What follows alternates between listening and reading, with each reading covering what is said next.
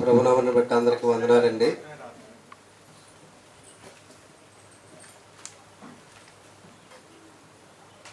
ప్రార్థన చేసుకుందామండి. ప్రియ పరలోకమందున మా కన్న తండ్రి, ఈ ఉదయకాల సమయంలో తండ్రి మేమందరం తండ్రి మీ సన్నిధికి వచ్చి ఉన్నాం దేవా. కొన్ని మాటలు నేర్చుకొని చూడగా తండ్రి, చెప్పడానికి నాకు సమయోచితమైన జ్ఞానాన్ని ఇవ్వండి తండ్రి. వినే మీ పిల్లలకు తండ్రి ఆలోచించే గొప్ప మనస్సును దయచేయండి తండ్రి. దేవా, ఇక్కడ కూడి ఉన్న ప్రతి ఒక్క బిడ్డ తండ్రి పరలోకం ప్రవేశించడానికి మీకు సహాయం దయచేయండి తండ్రి. ఇంకా మాలో ఏమైనా లోటుపాట్లు ఉంటే వాటిని సరిచేసుకుని తండ్రి మీరున్న నిత్య రాజ్యానికి ప్రవేశించడానికి మీ కృప మా అందరికి సహాయం దయచేయమని తండ్రి. త్వరలో క్రీస్తు ప్రభువుల వారి పేరు అడిగి వేడుకుంటున్నాను మా కన్న తండ్రి. ఆమేన్.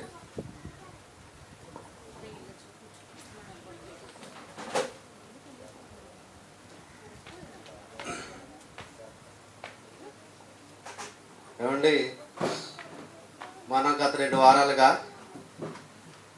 దారిద్ర్యాన్ని కోరుకున్న ధనవంతుడి చరిత్ర గురించి చెప్పుకుంటున్నామండి.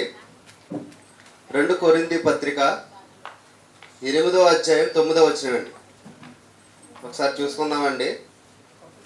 2 కొరింథీ పత్రిక 8వ అధ్యాయం 9వ వచనం. మీరు మన ప్రభు అయిన యేసుక్రీస్తు కృపను ఎరుగుదురు కదా, ఆయన ధనవంతుడై ఉండి మీరు తన దారిద్ర్యము వలన ధనవంతులు కావాలనని మీ నిమిత్తము దరిద్రుడాయను. ఏమండి, మనం గత 2 వారాలుగా చూసుకుంటున్నాం. ఆయన ధనవంతుడై ఉండి మీరు తన దారిద్ర్యం వలన ధనవంతులు కావాలని మన నిమిత్తం ఏం పెట్టారండి? దరిద్రుడయ్యానండి.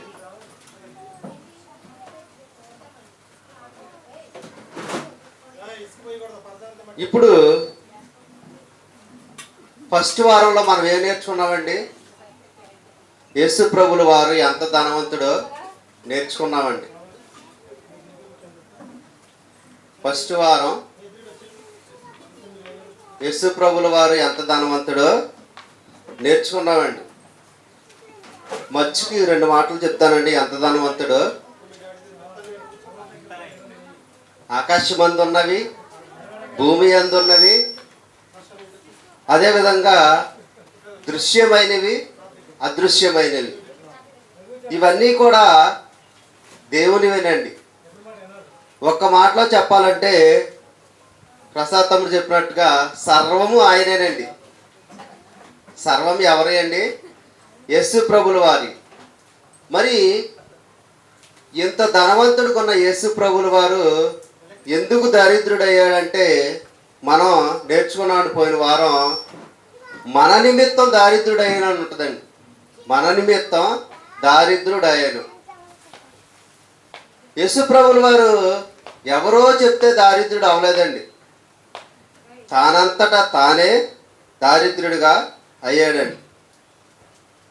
మరి ఎందుకు మారిపోయారు? దరిద్రుడిగా ఎందుకు మారిపోయారని యేసు ప్రభుల వారు మనం ఆలోచన చేస్తే మన నిమిత్తమేనండి.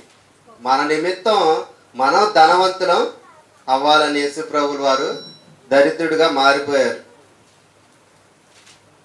మరి మనం ధనవంతులు కావాలని యేసు ప్రభుల వారు దరిద్రుడిగా మారిపోయారు. మరి ఎక్కడ కావాలి మన ధనవంతులు? యేసు ప్రభుల వారు నమ్ముకుంటే ఉద్యోగం వస్తుందనా? లేదు, యేసు ప్రభుల వారిని నమ్ముకుంటే ఇల్లు ఇస్తాడనే దేవుడు. అదేవిధంగా వ్యాపారంలో నష్టం వస్తే లాభం చేకూర్చుతాడనా? లేకపోతే ఏదైనా కోర్టు సమస్యలు ఏమైనా ఉంటే వాటి నుండి బయటపడతామనా మన దేవుని నమ్ముకున్నాం? యేసు ప్రభుల వారిని నమ్ముకుంటే ఎక్కడ ధనం వస్తుందండి? అంటే మనకి ఎక్కడ రావాలండి? పరలోకంలోని మనం ఈజీగా చెప్పవచ్చండి.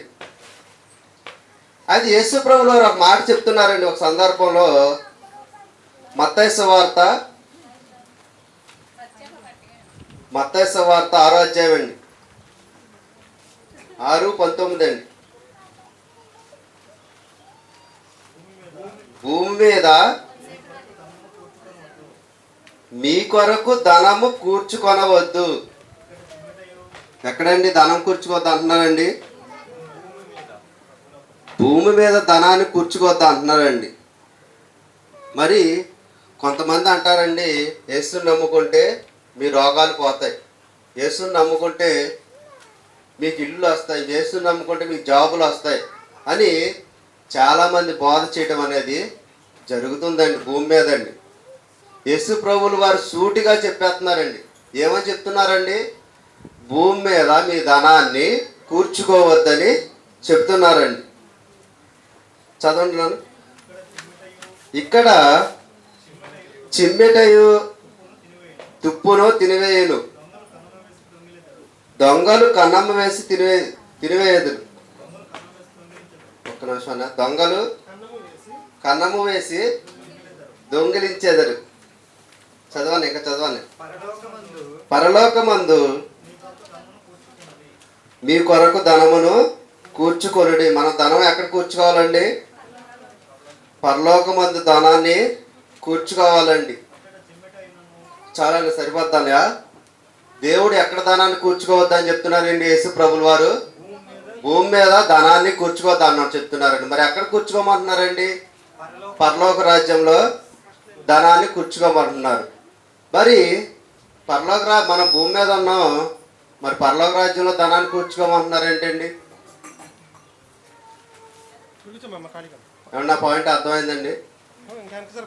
మనం భూమి మీద ఉన్నాం, మనం ధనాన్ని ఎక్కడ కూర్చోమంటున్నారండి యేసు ప్రభుల వారు? పరలోకంలో. భూమి మీద ఉన్న మనం పరలోకంలో కూర్చోమంటున్నారు ఏంటండి ధనాన్ని? అంటే మన పౌరస్థితి ఎక్కడ ఉందండి? మనం ఎక్కడి నుండి వచ్చామండి? ఫస్ట్ కనెక్ట్ అవ్వట్లేదండి ఎవరు. మనం ఎక్కడి నుండి వచ్చామండి? మీ దృష్టి అంతా ఇటే ఉండాలండి, లేకపోతే నేనేం చెప్తున్నాను మీకు అర్థం కాదు. అర్థమైందండి? అందుకే నేను పాయింట్ నొక్కి చెప్తున్నానండి. మన పౌరస్థితి ఎక్కడ ఉందండి? పరలోకంలో ఉంది. అందుకని యేసు ప్రభువులు ఏం చెప్తున్నారండి? పరలోకంలో మీ ధనాన్ని కూర్చుకోమంటున్నారండి. ఒకసారి చూద్దామండి ఆ వచనాన్ని అండి. పిలుపు పత్రిక 3వ అధ్యాయం 20వ వచనం అండి. పిలుపు పత్రిక 3వ అధ్యాయం 20వ వచనం అండి. మన పౌరస్థితి పరలోకమందు ఉన్నది. ఎక్కడ ఉందండి మన పౌరస్థితి? పరలోకమందు ఉన్నదండి. కిందది కూడా చదివితేనండి 3:20 కదండి. అక్కడ నుండి ప్రభువైన యేసుక్రీస్తును రక్షకుని నిమిత్తము కనిపెట్టుచున్నాము. ఎక్కడి నుంచి అండి? పరలోకం నుండి కనిపెట్టుచున్నాము అంటండి యేసు ప్రభుల వారి కోసం. ప్రియమైన దేవుని పిల్లలారా, యేసు ప్రభుల వారు భూమి మీద ధనాన్ని కూర్చుకోవద్దని చెప్పారు. ఒకటి, ఎందుకు భూమి మీద కూర్చుకోవద్దంటే మన పౌరస్థితి పరలోకంలో ఉంది కాబట్టి పరలోకంలో కూర్చుకోమంటున్నారండి. కొంతమంది భూమి మీద ఉన్నదంతా నాదంటారండి, అంతా నాదంటారండి. ఇప్పుడు మన పూర్వీకులు ఉన్నారండి, మన తాత ముత్తాతలండి. వాళ్ళు చిన్నప్పుడు ఉన్నారండి, మరి వాళ్ళు ఇప్పుడు ఉన్నారండి? అంతకుముందు అంతా నాదనుకున్నారు, కానీ వాళ్ళే లేకుండా పోయారండి. కాబట్టి భూమి మీద మనం ఎంత సమకూర్చుకున్నా సరే ఏమవుద్దండి? అది వ్యర్థమైపోతుందండి. మనం వదిలేసి వెళ్ళిపోవాలండి ఏదో ఒక రోజు అండి. ప్రతి ఒక్కరికి ఒక రోజు ఉందండి. ఆ రోజు మనం ఏం చేయాలండి? వదిలేసి వెళ్ళిపోవాలండి. అందుకని భూమి మీద మనం ధనాన్ని కూర్చుకోకూడదండి. ఇంకో వచనం చూద్దామండి. లోకాసు వార్త 12వ అధ్యాయం అండి.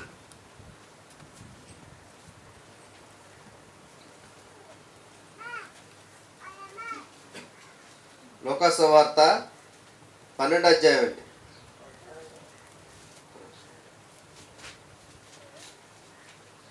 15వ వచనం నుంచి చదువుదామండి. మరియు ఆయన వారితో మీరు ఏ విధమైన లోభమునకు ఎడమీయక జాగ్రత్త పడు. నేను చదువుతానండి. జాగ్రత్త పడుడి. ఒకని కలిమి విస్తరించుట వాని జీవమునకు మూలము కాదనెను. ఒకనికి ధనం సమకూర్చుట ఏమంటండి? జీవానికి మూలం కాదంటండి. అదేవిధంగా 16వ వచనం చదువుతామండి. ఒక ధనవంతుని భూమి సమృద్ధిగా పండెను. అప్పుడు అతడు, నా పంట సమకూర్చుకొనుటకు నాకు స్థలము చాలదు గనుక నేనేమి చేతునని తనలో తాను ఆలోచించుకొని, నేను ఇలాగూ చేతును, నా కొట్లు ఇప్పి వాటికంటే గొప్ప వాటిని కట్టించి అందులో నా ధాన్యమంతటిని. ఏమండి, పంట ఇచ్చింది ఎవరండి? దేవుడిచ్చాడండి. ఇక్కడ ఏమన్నాడండి ధనవంతుడు? నా ధాన్యం అంతట్లో. ఇప్పుడు కృష్ణయ్య గారికి జామ తోట ఉందండి. ఆయన ఏమనుకోవాలండి? దేవుడు నాకు జామకాయలు సమృద్ధిగా పంటనిచ్చారు అనుకోవాలండి. నేనే పండించాను అన్నారు అనుకోండి, ఏమవుతుందండి? పురుగులు వస్తాయండి లోపల. కాబట్టి అంటే ప్రియమైన దేవుని పిల్లలు మనం గమనించవలసిన విషయం ఏంటంటేనండి, దేవుడు ఇచ్చాడు పంటను మనకి. మన కృతజ్ఞత స్థుతులు దేవునికి చెల్లించాలండి. కొంతమంది పంట పండిస్తుంటారండి, ధాన్యం బాగా వస్తూ ఉంటాయండి. ధాన్యం వచ్చినప్పుడు నేను కాబట్టి పండించాను అంటూ ఉంటారండి కొంతమంది అండి. పంటనిచ్చింది ఎవరండి? దేవుడే ఇచ్చాడండి. లేకపోతే ఏమవుతుందండి? పంట నాశనం అయిపోద్ది. ఒక 10 రోజులు సూర్యుడిని ఆపాడు అనుకోండి దేవుడు, పంట అంతా నాశనం అయిపోద్దండి. కాబట్టి ప్రియమైన దేవుని పిల్లలు, ఇక్కడ ధనవంతుడు అన్న అతను ఏమన్నాడండి? సమృద్ధిగా పంట పండింది. ఏమన్నాడండి? నా ధాన్యం అంతటిని, నా ఆస్తిని సమకూర్చుకొని నా ప్రాణంతో, అంటే అతని ప్రాణంతో చెప్తున్నాడండి, నా ప్రాణమా, అనేక సంవత్సరములకు విస్తారమైన ఆస్తి నీకు సమకూర్చబడి ఉన్నది. సుఖించుము, తినుము, త్రాగుము, సంతోషించమని చెప్పుకొందుననిగను. ఏమండి, ఇతనికి ఆస్తి కలిగినప్పుడు ఎలా ఉన్నాడండి? తన ప్రాణంతో చెప్పుకుంటున్నాడు అంటండి. ప్రాణమా, నీకు సమృద్ధిగా ఆస్తి వచ్చేసింది, పాతే పడేసి కొత్త కొట్లో చేస్తాను అంటున్నాడండి. అయితే తన ప్రాణంతో ఏం చెప్పుకుంటున్నాడండి? నా ప్రాణమా, సుఖించు, తినుము, త్రాగుమని, సంతోషించమని చెప్పుకుంటున్నాడండి. ఇతడు ఎవరండి? భూలోకంలో ధనవంతుడండి. అంతటి ధనవంతుడు ఏమంటున్నారండి? కింద వచనంలో వెర్రివాడ అన్నారండి. ఈ ధనవంతుడు ఏమన్నారండి? వెర్రివాడ. అయితే దేవుడు, వెర్రివాడ, ఈ రాత్రి నీ ప్రాణమును అడుగుచున్నారు. సరిపోతాను. నీవు సిద్ధపరిచిన ఎవరిని తగునో అతనితో చెప్పాను. ఏమండి, భూలోకంలో దేవుడు ఎందుకు ధనాన్ని సమకూర్చుకోవద్దన్నారండి? అంతేనండి. దేవుడు ఎప్పుడు రమ్మంటే అప్పుడు వెళ్ళిపోవాలండి. దావీదు గారు అదే చెప్తున్నారండి. తన కుమారుడైన సొలొమోనుతో ఏం చెప్తున్నాడండి? లోకులందరూ పోవలసిన మార్గమున పోవచ్చున్నానని చెప్తున్నారండి. అంటే ఏదో ఒక రోజు మనం కూడా వెళ్ళిపోవాలండి. కాబట్టి యేసు ప్రభువుల వారి భూలోకంలో మీరు ధనం పోగేసుకోవద్దని చెప్పడం అనేది జరుగుతుందండి. ఇంకో వచనం చూద్దామండి. లేవియా కాండము 25-23 వచనమండి.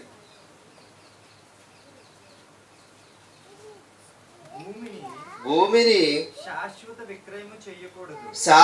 విక్రయము చేయకూడదు. ఆ భూమి నాదే, మీరు నా యొద్ద కాపురం ఉన్న పరదేశులు. ఎవరిదండి భూమి? దేవునిదండి. నాదే అన్నాడంటే ఇది ఎవరిదండి? ఇది దేవునిదండి భూమి. కొంతమంది ఏమన్నారండి? ఫస్ట్లో చెప్పుకున్నామండి, నాదే అన్నారండి. కానీ అతనే లేకుండా పోయిందండి. పైన ధనవంతుడు చూసామండి, పంట అంతా నేనే పండించాను అన్నాడు. ఏం జరిగిందండి? వెళ్ళిపోయాడండి. వెర్రివాడ ఇప్పుడు వచ్చాయని చెప్పాడండి దేవుడు. వెళ్ళిపోయారండి. అదేవిధంగా కాబట్టి ప్రియమైన దేవుని పిల్లలు ఇక్కడ ఏంటంటేనండి, శాశ్వత భూమిని శాశ్వత విక్రయం చేయకూడదు. ఆ భూమి ఎవరిదండి? దేవునిది. మీరు నా యొద్ద కాపురం ఉన్న పరదేశం అంటండి. మన భూమి మీద ఎవరమండి? పరదేశం, యాత్రికులం. అంటే మనం మామూలుగా ఈ యొక్క భూమి మీదకి ఒక రకంగా చెప్పాలంటే చూడడానికి వచ్చిన వాళ్ళం అండి. దేవుడు సృష్టిని చూడడానికి వచ్చిన వాళ్ళం అండి. తర్వాత దేవుడు ఎప్పుడు రమ్మంటే అప్పుడు వెళ్ళిపోవాల్సిందేనండి. అయితే ఇంకొక ఆయన ఉన్నాడండి, ఇలాంటి ఆయనేనండి. ఇంకొక ఆయనండి, ఆయన లోకసువార్తలో ఉంటాడండి. 19వ అధ్యాయం అండి.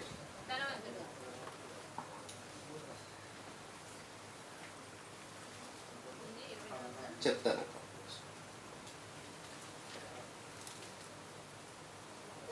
16వ అధ్యాయం.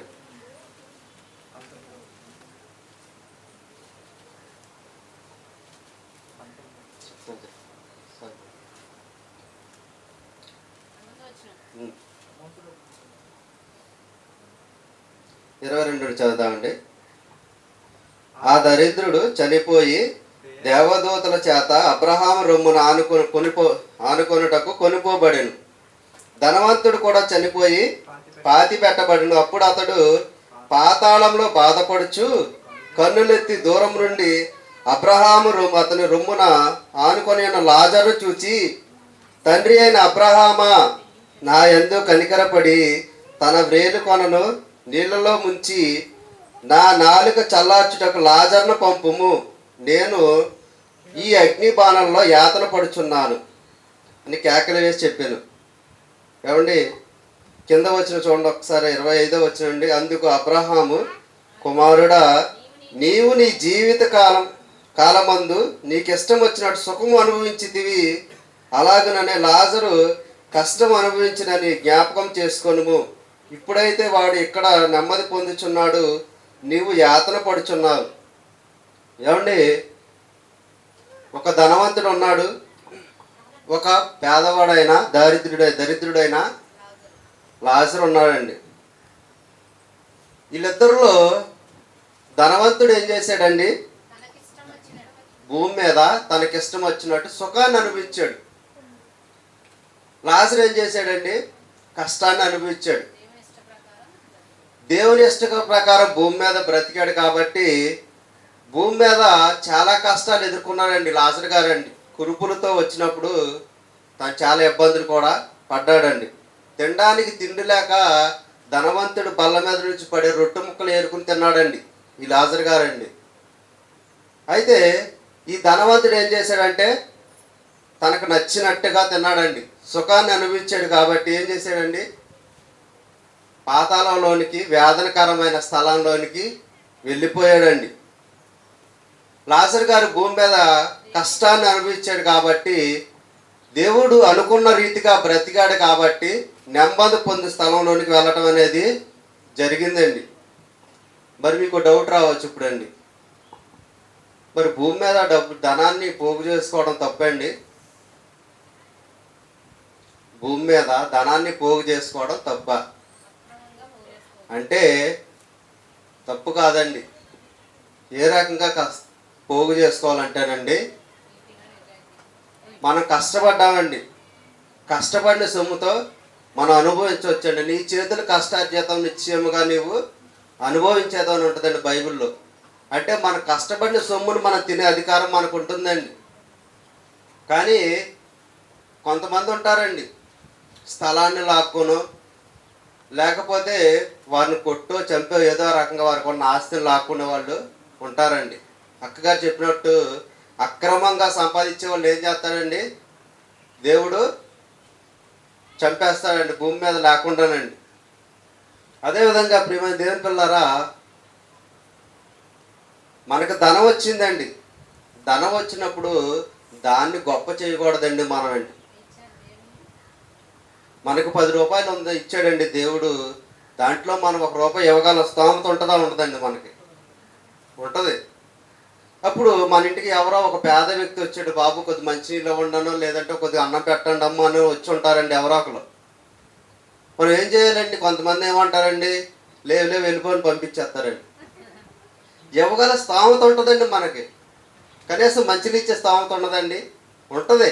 అయినా సరే ఏం చేస్తారండి, కొంతమంది పంపించేస్తారండి. అంటే మనకు ఉన్న దాంట్లో కొంతమందికి పెట్టాలండి, అనాథ పిల్లలకి. అదేవిధంగా విశ్వాసులైన వారికి ఎవరికైనా ఇబ్బందుల్లో ఉన్నప్పుడు కూడా మనం ఏం చేయాలండి, వారికి పరామర్శిస్తూ మనకు కలిగిన దాంట్లో వారికి సహాయం అనేది చేస్తూ ఉండాలండి. అప్పుడు ఏమవుతుందంటేనండి, పరలోక రాజ్యంలో మన ధనం ఏమవుతుందండి, అధికమవుతుందండి. పోగు చూసుకున్న వాళ్ళం అవుతామండి. ఒక సందర్భంలో మనందరికీ తెలిసే విషయం అండి,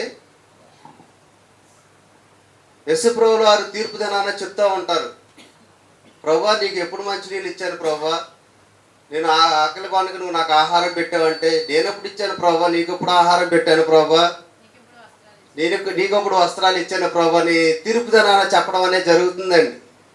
మీలో మిక్కిలి అల్పుడికి చేశారు కాబట్టి నాకు చేసినట్టు అని యేసు ప్రభువులు వారు తీర్పు దినాన్ని ఎలా మాట్లాడడం అనేది జరుగుతుందండి. కాబట్టి మనకు కలిగిన దాంట్లో ఏమండి, అప్పు చేసి ఎవరు పెట్టమనరండి. మనకు కలిగిన దాంట్లో ఏదో చిన్న చిన్న సహాయాలు చేస్తే చాలండి, దేవుడు సంతోషపడతాడండి.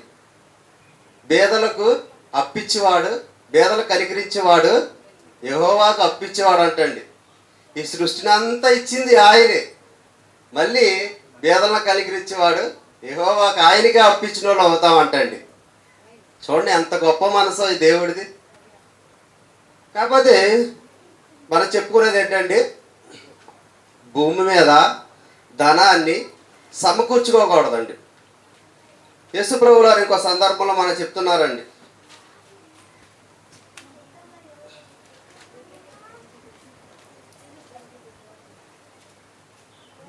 యోహాను సువార్త అండి 6:27 అండి.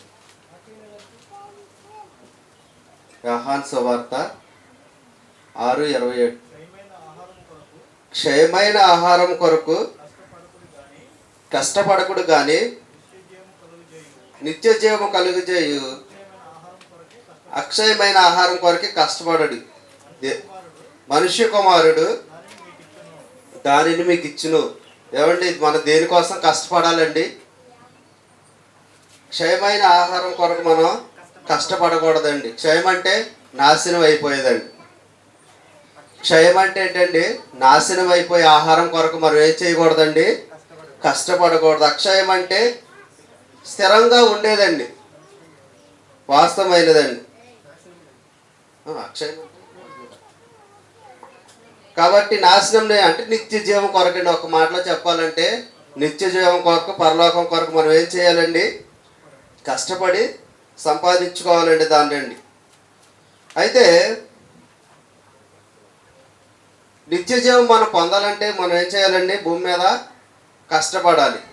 కష్టపడాలంటే ముందు కష్టపడిన తర్వాత ముందు ఎప్పుడు పరలోక రాజ్యం ఇస్తాడండి దేవుడు మనకి, మన భూమిని వదిలి వెళ్ళిపోయిన తర్వాత దేవుడు మనకి పరలోక రాజ్యాన్ని ఇవ్వడం అనేది జరుగుతుందండి. ఇప్పుడు ఫర్ ఎగ్జాంపుల్ ఇశ్రాయేలీలకి దేవుడు ఏం చెప్పాడండి, నేను కానాను దేశం, పాలు తేనెలు ప్రవహించి కానాను దేశాన్ని ఇస్తాను అన్నాడండి.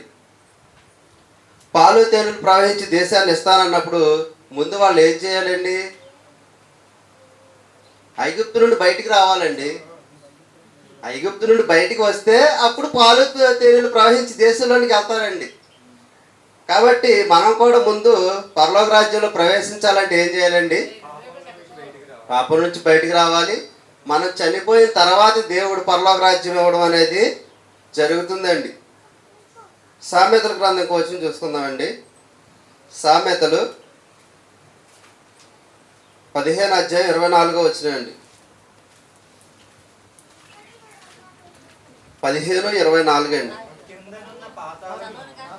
కిందనున్న పాతాళం నుండి తప్పించుకొనవలెనని బుద్ధిమంతుడు పరమునకు పోవు జీవ మార్గం నడుచుకుందరు. ఏమండి, బుద్ధిమంతుడు ఏం చేస్తాడంటండి, పాతాళాన్ని తప్పించుకోవడానికి పరమునున్న జీవ మార్గాన్ని ఎత్తుకుంటాడంటండి. బుద్ధిహీనుడు ఏం చేస్తాడండి, పాతాళాన్ని ఎత్తుకుంటాడండి.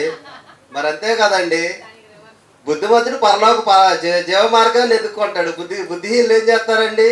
పాతాళాన్ని ఎత్తుక్కుంటారండి. వాళ్ళంతలో వాళ్ళే గొయ్యి తవ్వుకుంటారండి. ఒక మాటలో చెప్పాలంటే అదే వచ్చేస్తూ ఉంటుందండి. కాబట్టి మనం ఎలా ఉండాలండి? బుద్ధిమంతుల వల్ల జ్ఞానం కలిగి ఉండాలండి. మరి దేవుడు భూమి మీద ధనాన్ని పోగు చేసుకోవద్దు అన్నాడండి. పరలోకంలో ధనాన్ని పోగు చేసుకోమన్నాడండి. భూమి మీద మనం ఉన్నాం, పరలోకంలో ధనం ఎలా పోగు చేసుకుంటామండి? ఇప్పుడు మనం ఇక్కడ ఉన్నామండి, కష్టపడి పని చేస్తాం, బ్యాంకులో దాచుకుంటాం. ఎందుకని? బ్యాంకు కూడా భూమి మీద ఉంది కాబట్టి దాంట్లో దాచుకోగలం. మరి మనం భూలోకంలో ఉన్నాం, పరలోకంలో ధనం ఎలా దాచుకుంటామండి? మనం వెళ్ళగలమా? చనిపోయిన తర్వాత జరిగే సిస్టమ్ అండి అది. కాబట్టి చనిపోకముందు వెళ్ళగలమా?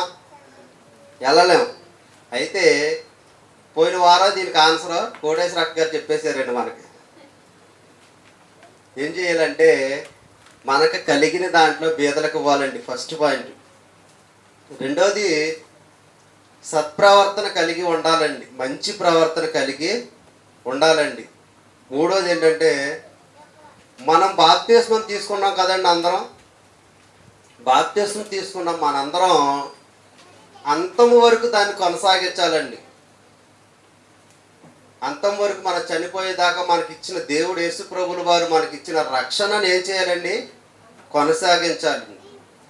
పవిత్రంగా మనం ఎప్పుడైతే బ్రతుకుతామో అప్పుడు మనం పరలోకానికి అర్హులు అవుతామండి. కాబట్టి ఇప్పుడు చెప్పండి, యేసు ప్రభుని నమ్ముకుంటే ఉద్యోగాలు వస్తాయండి? భూమి మీద చదవాలండి. ఇప్పుడు హరిబాబు అని ఉన్నారండి, చాలా కష్టపడుతున్నారండి జాబ్ కొట్టడానికండి. ఇప్పుడు ఆయన ఏ పాపం చేయట్లేదండి. యేసు ప్రభుల వారిని, దేవుడా నాకు ఉద్యోగం ఇచ్చాయంటే వచ్చేస్తుందండి. ప్రభు నేను పాపం చేయట్లేదు కదా ప్రభు, నాకు ఉద్యోగం ఇచ్చే ప్రభు అంటే కుదరదమ్మా అంటారండి. కష్టపడి మనం చదివితేనే జాబ్ మనకి ఇస్తారండి. మన ప్రయత్నం మనం చేస్తే తర్వాత దేవుని దయండి. మన కష్టపడే దానికి దేవుడే మోసం చేయడండి, దానికి తగిన ఫలితం దేవుడే ఇస్తాడండి. కాబట్టి ముందు మనం ఏం చేయాలండి? కష్టపడాలి. అదే కొంతమంది దేవుడిని నమ్ముకుంటే ఆస్తులు వచ్చేస్తాయి అంటారండి. ఆస్తులు రావండి. మనం వెనకాల లేనిది ఎలా వస్తాయండి? మనం కష్టపడితేనే వస్తాయండి, అవి కూడా అండి.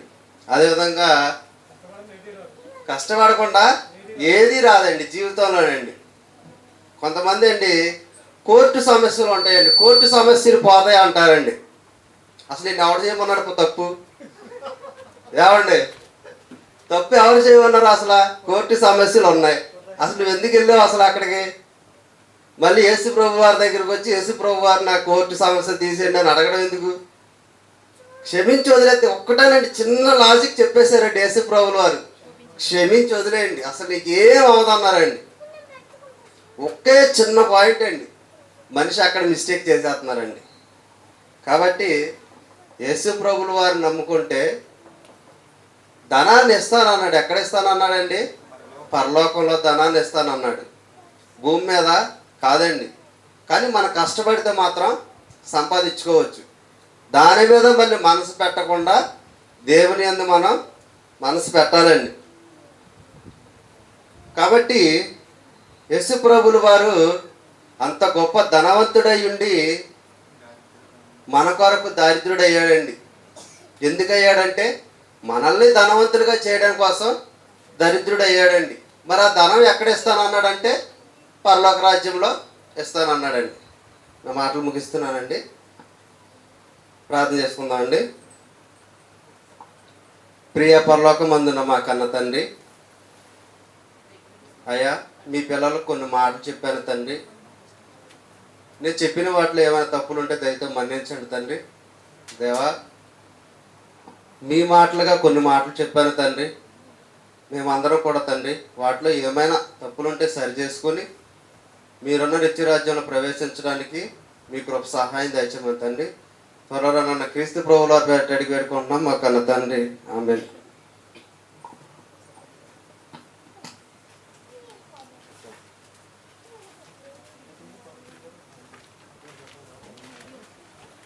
నేను పెట్టలేదు, నువ్వు హైట్గా ఉండిపోదాం.